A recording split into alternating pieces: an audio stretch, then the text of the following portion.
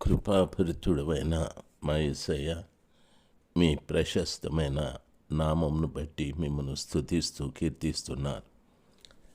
ఈ ఉదయకాలమందు ఇమ్మానుయేలు పరిచర్యల నిమిత్తమై ప్రార్థించేవారు, ఉపవసించేవారు, తండ్రి ఎంతోమంది చేయూతనిచ్చువారు, ఆర్థిక సహాయం చేయవారు ఎందరో ఉన్నారు తండ్రి.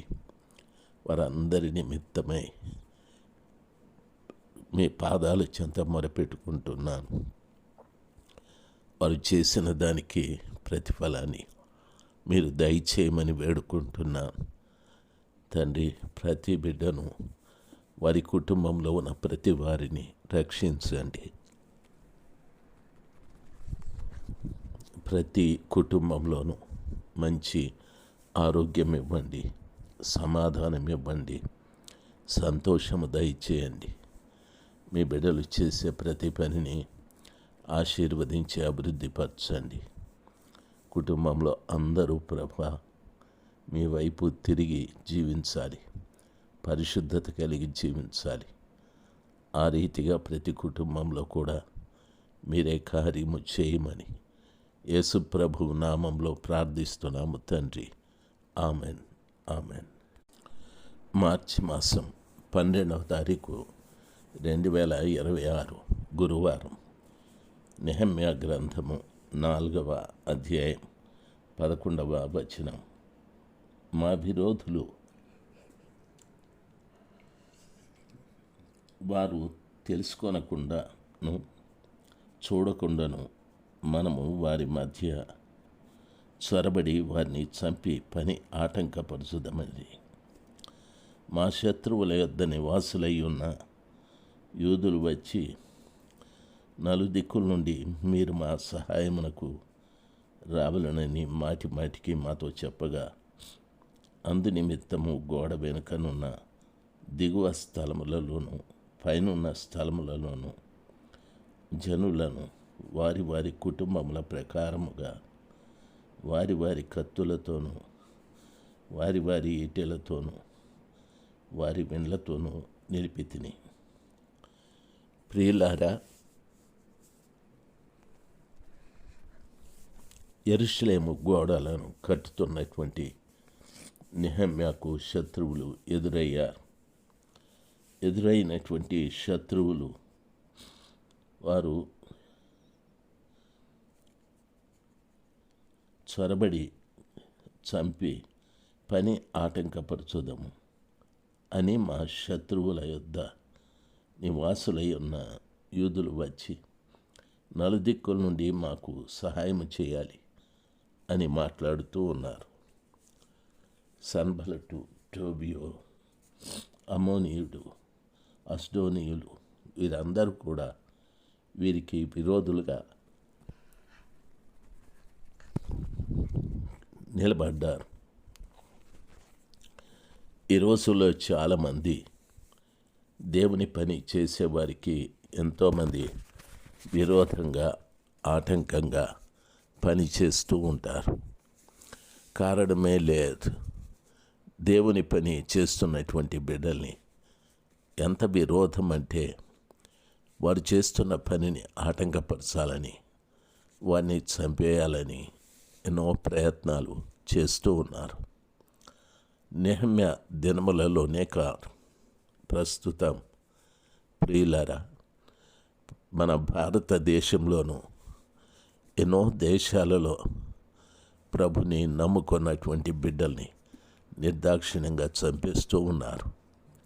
ఎంతోమంది సేవకులు వారు చేస్తున్న పనిని ఆటంకపరుస్తూ ఉన్నారు. చాలా ఇబ్బందికరమైనటువంటి రీతిగా ప్రజలు బాధపడుతూ ఉన్నారు. వారు చేస్తున్న పని, వారు చేసే దేవుని పనిని ఆటంకపరచటానికే చంపేస్తూ ఉన్నారు. ప్రియులారా, గమనించాలి. ఈ మాటలు వింటున్నప్పుడు ఒకవేళ మీ ప్రాంతాలలో కూడా దేవుని పనిని ఆటంకపరచటానికి కొంతమంది వ్యక్తులు పనిబూనుకున్నారు అనుకుంటాను. ఎంతోమంది లేచారు.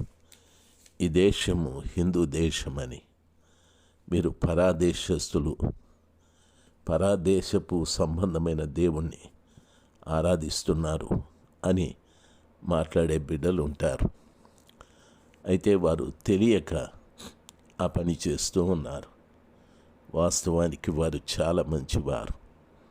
వారిలో ఏ విధమైనటువంటి చెడు లేదు. కాకపోతే మతము, దేశము అనేటటువంటి ఒక ఆలోచన చేత ఈ మాటలు మాట్లాడుతూ ఉన్నారు.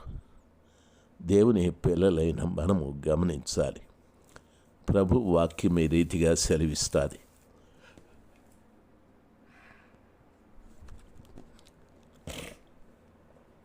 ప్రభు పని చేసేటప్పుడు పనిని ఆటంకపరచడమే కాకుండా చంపేంత స్థితికి కూడా వెళతారని బైబిల్ స్పష్టంగా సెలవిస్తుంది. ఆ పరిస్థితుల్లో చేయాల్సిన కార్యం ప్రార్థనే. అపోస్తలుడైన పౌలు గారు కూడా సువార్త ప్రకటించడం వల్ల ఎన్నో పర్యాయాలు కొట్టబడ్డాడు.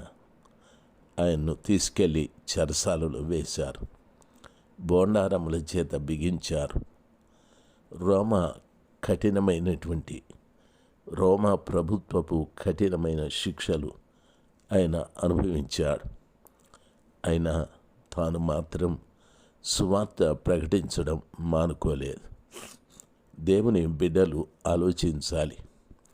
ఆయన చెప్పిన ఒక విలువైన మాట, నా మటుకైతే బ్రతుకుట క్రీస్తే, చావైతే లాభము అని చెప్పాడు. అంత వైరాగ్యంగా అపోస్తలుడైన పౌలు గారు మాట్లాడారు. ఆ రీతిగా మాట్లాడుతూ, నేను క్రీస్తును పోలి నడుచుతున్న ప్రకారం మీరు నన్ను పోలి నడవండి అని చెప్పాడు. మనము ఆయన పోలి నడిచేటప్పుడు ఆయన విశ్వాసము, ఆయనలో ఉన్న పరిశుద్ధత, ఆయనలో నశించిపోతున్న ఆత్మల పట్ల భారము, ఆయనలో ప్రియులారా ప్రభు కొరకు త్యాగము, చనిపోవటానికైనా సిద్ధమని చెప్పాడు. ఇవన్నీ కూడా మనలో కూడా ఉండాలి. అందుకే మీరు ప్రభువుని చూడలేరు.